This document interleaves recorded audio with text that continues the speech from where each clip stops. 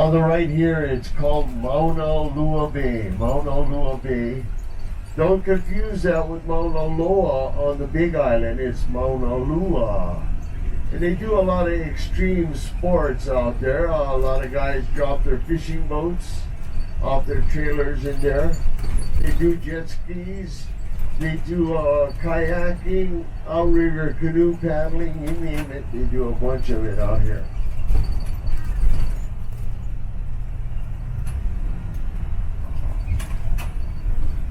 Balik tayo dito, ma'am. Balik tayo dito.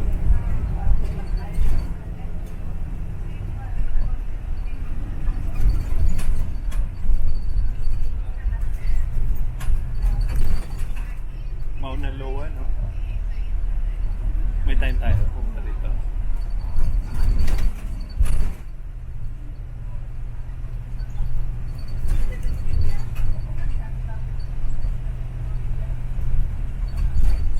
Alright, now I'm going to show you a really invigorating hike. Look to the far left there. That's not a mountain either. That's Coco Crater. It's 1.25 miles to the summit. It's very intense. You hike up a train track or a tram track.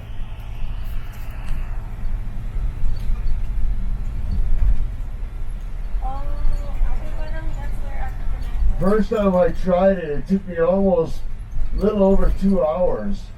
And then I got it all worked down after so many trips to about 47 minutes.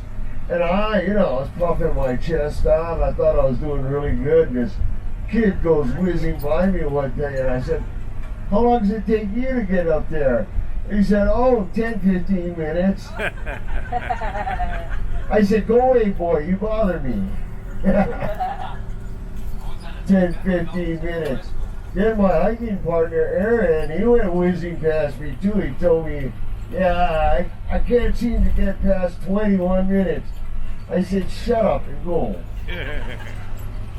47 was the best I ever did, but I could do it twice in a day. Yeah, but it's pretty intense. The view up there is incredible, though. You get about 3 different views from up there. It's really nice. And if you still got energy when you come down, you can walk across the street here and do this hike here. This is the Halona Bay hike. It's this one here is pretty intense too. It's long. If you want to make it long, you go all the way down to the ocean on the western rim. It's pretty beautiful.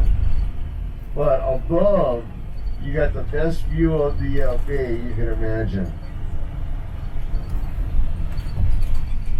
Halona Bay also, by the way, is also a volcanic crater. Okay? Years ago, the ocean side of the crater collapsed and slipped into the sea and allowed the ocean to come in, and that's how the bay was formed. Halona Bay boasts some of the nicest inshore snorkeling on the island. But they're really stingy about letting people in over there. Yeah, they pretend it's because they're care for the Aina, but actually it's just because they're lazy.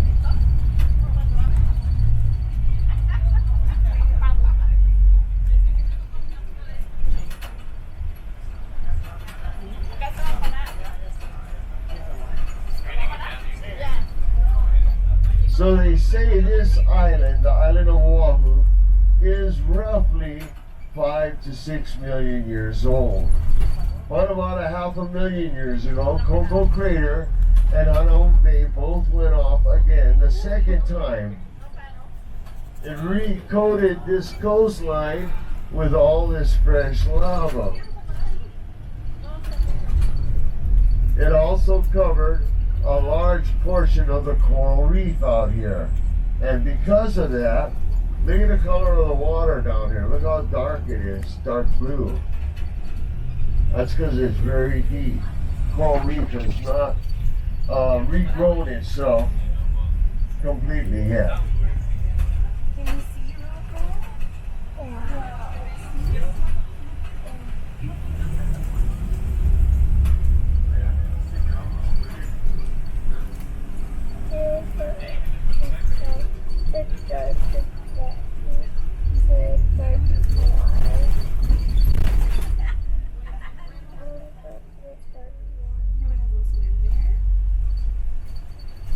look like water.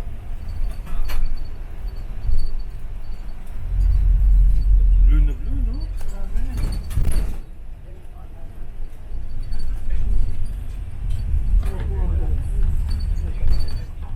This is our next stop here. It's called the Halona Blowhole.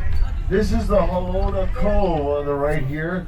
Please do not go down into the cove, okay? We don't have enough time for that.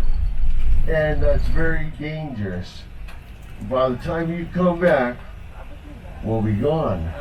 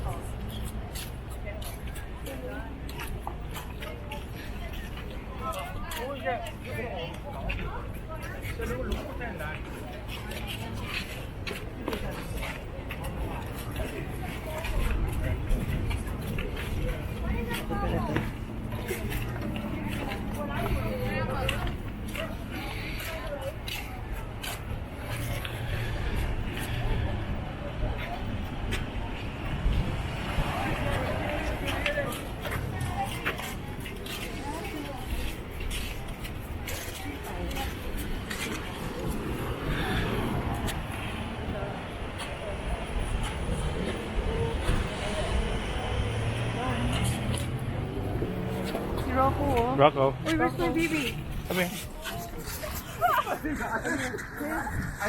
Come here, Rocco. We're gonna take a picture. Outside like they normally would. Now the waves come right in and then they break right on top of the beach. And they'll dump you head first right into the sand if you're not careful. So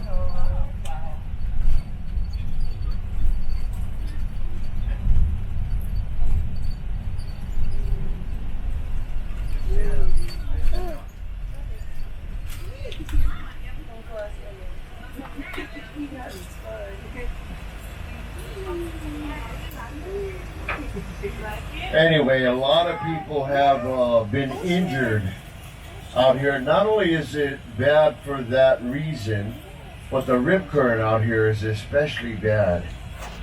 Because during the dark of the moon or the full moon, during those periods, the current smokes out here. You know, back in the 1980s, I had a small commercial fishing boat, and I used to fish out in this area here. And man, I'll tell you, during those moon phases, the current was so strong, you wouldn't believe it.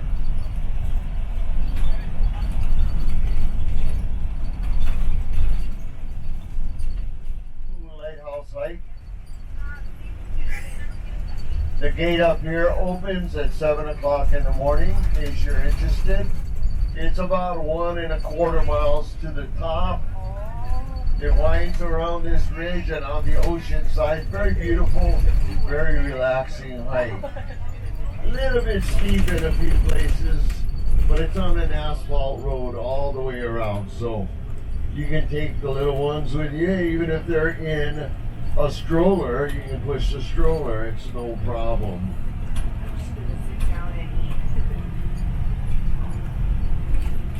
Anong tawag to, ate? Makapuhay. Makapuhay. Makapuhay. Okay. Wow. Remember the movie 50 First Dates? Oh, yes. Well, those two islands were in that movie quite a bit. Wow. Every time they showed Adam Sandler and Rob Schneider in his office at Sea Life Park, which is down the road here, they always showed the two islands. Balik tayo dito. And since you made the right noises and sounds, I'll let you get a photo out. Yeah. Now, do not climb over that railing there to get it. I love that movie. Those are the islands from 51st Dates.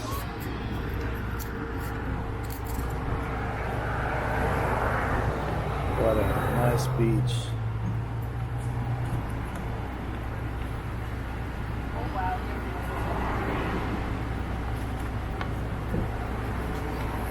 Get up here,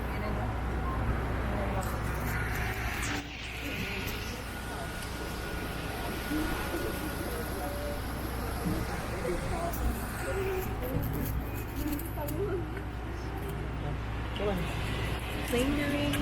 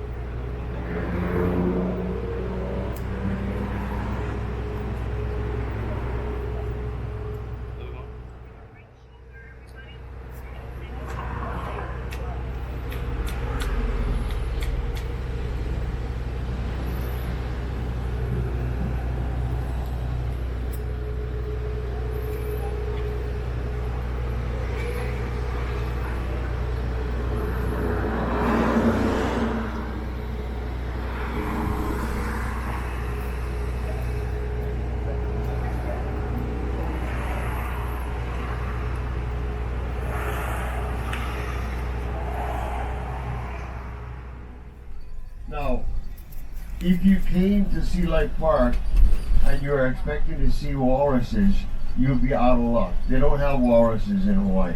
Sorry. All the walrus scenes in that movie were done in Six Flags, California. Six Flags. Now, the reason I passed those pictures back is because I was going to tell you a little story about that big island out there. Its Hawaiian name is Manana Island, but nobody calls it by that name here on Oahu. It's known as Rabbit Island. And here's how it got its name.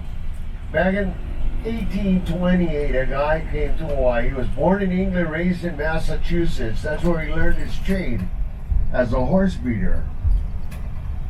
So when he came to Hawaii, he fell in love with our weather. I heard it's really cold in Massachusetts.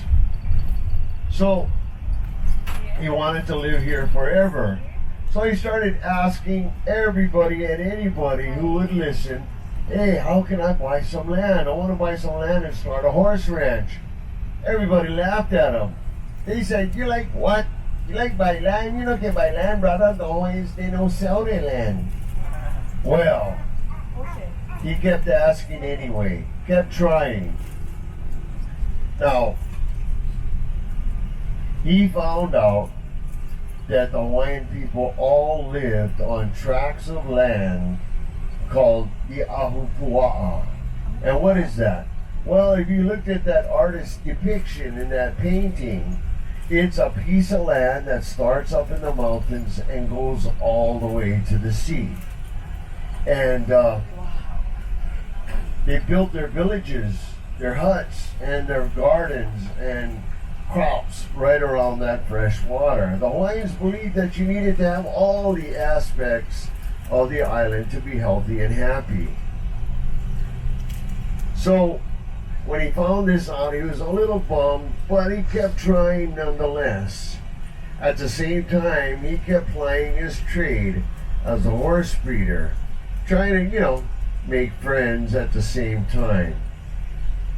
Now, before I continue with this story, let me tell you about this place right here. This is still rumor now.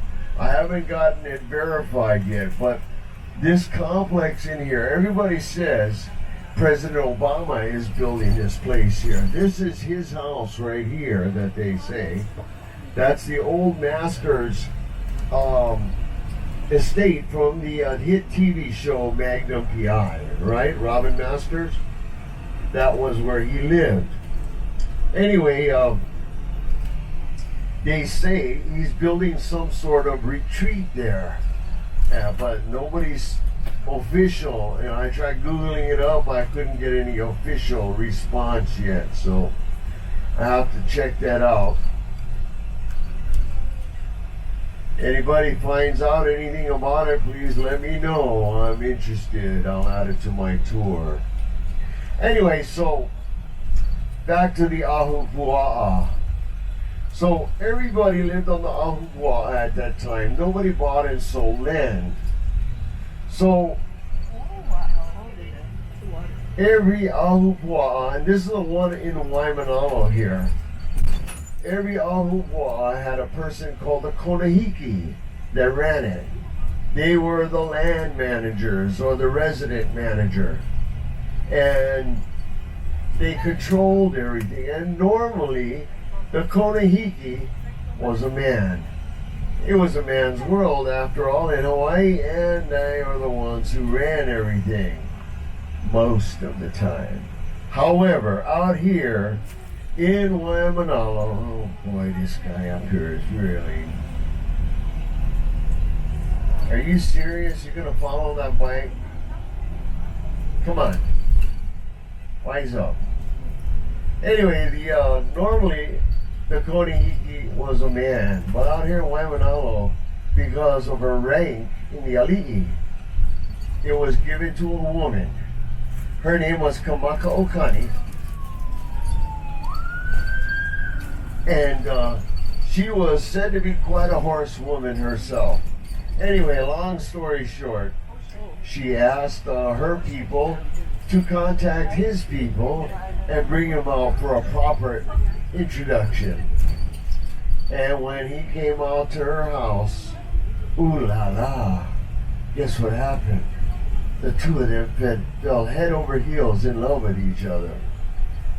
Soon they started seeing each other, started dating, they got engaged, and they got married.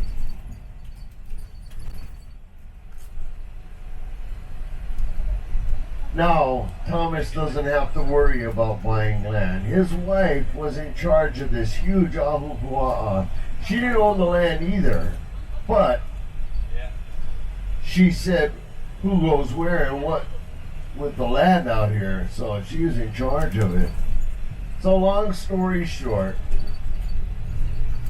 the only thing Thomas had to worry about what to feed their guests at what were becoming their very fun and famous barbecues that they threw over at the house. They're both party animals after all. So, Whoa. Put it down. back in those days in old Hawaii, there still wasn't a lot of different kinds of red meat. There were some cattle on the islands, but they belonged to the Kamehameha families, and they weren't quite sharing yet. So, wanting to have some different kinds of meat for his barbecues, Thomas got a hold of a whole bunch of rabbits, had his boys place them on Manana Island. And what is it that rabbits do really well? Well, they were fruitful and they multiplied. Before you knew it, He was gonna say hop. before you knew it, the whole island was covered with healthy, happy, hopping bunny rabbits. Oh boy. Don't tell my wife we passed custard pie stand, okay? She'll get really mad.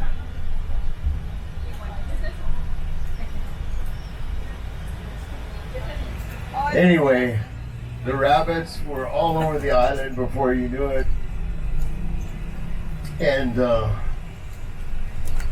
whenever you wanted some fresh meat for one of his barbecues, Thomas sent his boys out there. They'd harvest as many as he asked for, clean them up, and bring the meat back to the house. And that's how Manana Island got the nickname Rabbit Island. And that's a completely true story, gang. You can look it up online yourself. Check it out.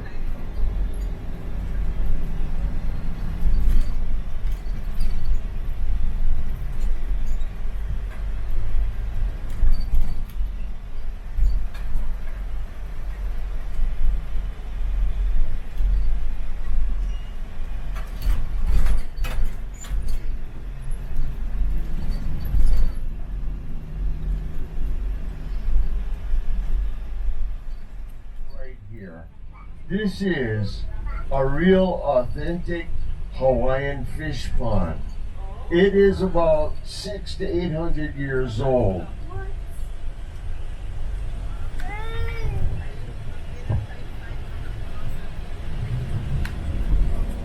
And I love to tell people about how the fish ponds worked and how they were built, because it was truly unique. Imagine 600-800 years ago, they had no dump trucks, they had no heavy machinery to build the walls for the perimeter. So this is how they did it. They choose their sites very carefully. They only wanted water that was 3 to 5 feet deep. And since they had no heavy equipment, they would stand their warriors shoulder width apart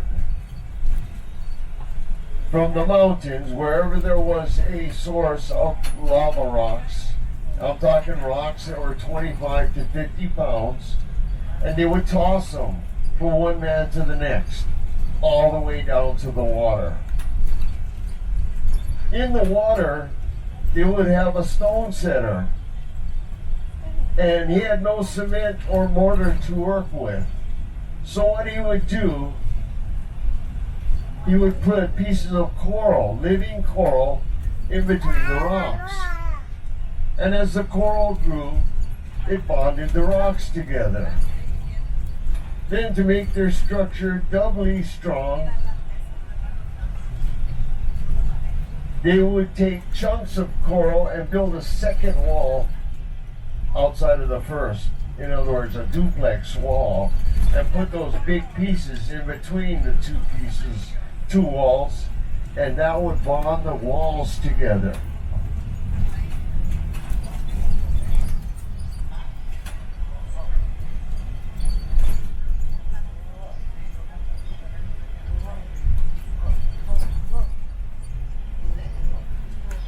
Then the most important part of their structure, this is what made it possible for the whole thing to work. They called them makahas, and basically they were 5 by 20 foot alleyways, if you will, that went right through the perimeter wall. They put 6 on each side of the 3 on each side of the pond for a total of 6. And on the ocean end of this house, so every day during the incoming tide, all the fish would gather inside of the makahas, the alleyways. They couldn't slip out because they were too big, but they would sit there and they would breathe the freshly oxygenated water that came in during the incoming tide. So all the Hawaiians had to do was wait until the fish were big enough to eat. Then they waited for the incoming tide.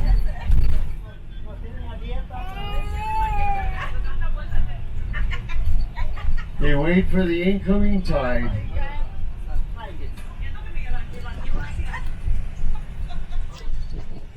It's healthy.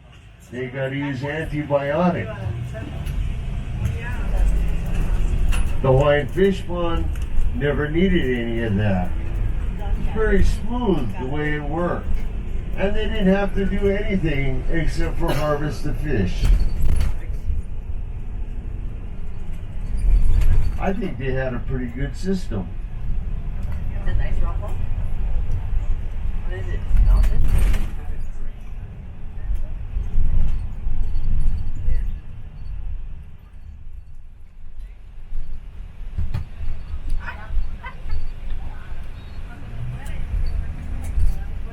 So on the right here, this is all part of Kaneohe Bay right here.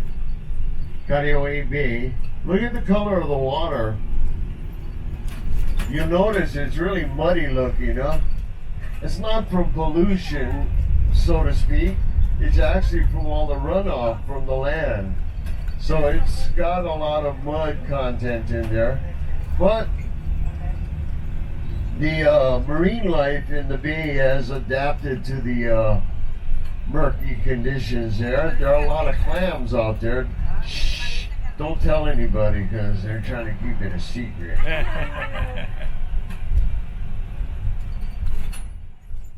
The Hugila Cafe, for example, in 51st States, was built as a set on the shores of the Moli'i fish pond.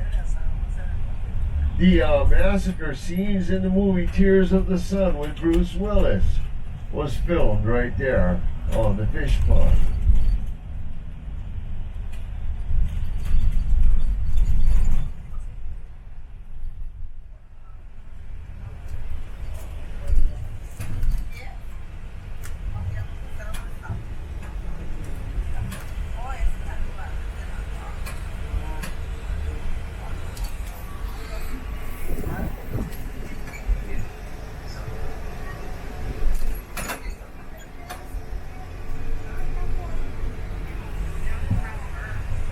So right now I'm going to stop over here at the Koloa Regional Park for a few minutes